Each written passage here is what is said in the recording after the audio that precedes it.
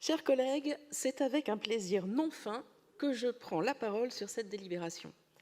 Le 28 mai dernier, le 13e arrondissement avait de quoi pavoiser lorsque le Paris 13 Atlético a validé sa montée en National 1, le troisième échelon du football français, et comptera de fait parmi les 58 premières équipes de France. C'est un cap important pour le club puisqu'il s'agit du niveau le plus élevé auquel peuvent accéder les structures amateurs. Cela représente une belle récompense pour ce club dynamique et emblématique de l'arrondissement qui évoluait encore au niveau départemental en excellence, soit la 10e division, il y a 10 ans.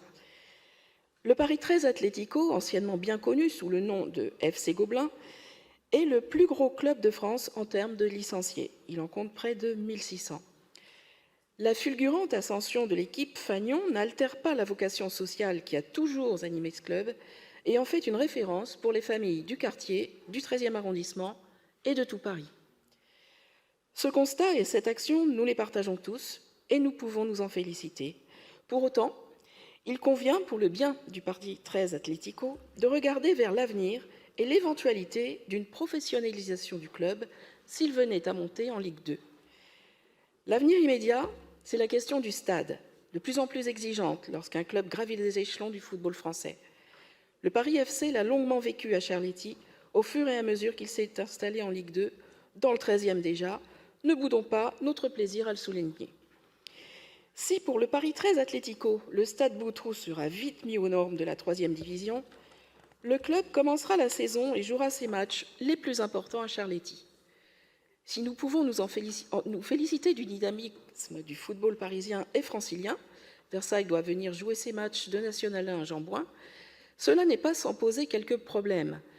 En effet, il est compliqué pour 3 équipes de haut niveau, le PFC masculin, ses féminines en D1 et potentiellement le Paris 13 Atlético, de partager un même stade. Les acteurs l'ont déjà souligné. L'avenir ensuite, c'est aussi la pérennisation du club s'il continue à monter, tant sur les équipements que dans son organisation. L'histoire récente du football en France compte de nombreuses équipes qui sont montées trop vite et n'avaient pas les moyens techniques ou les équipements de se pérenniser à ce niveau ou de gérer une éventuelle descente. Arles-Avignon, Vannes, le GFC Ajaccio, Istres, Le Mans, Évian-Toulon-Gaillard ou encore tout récemment Béziers en sont l'exemple.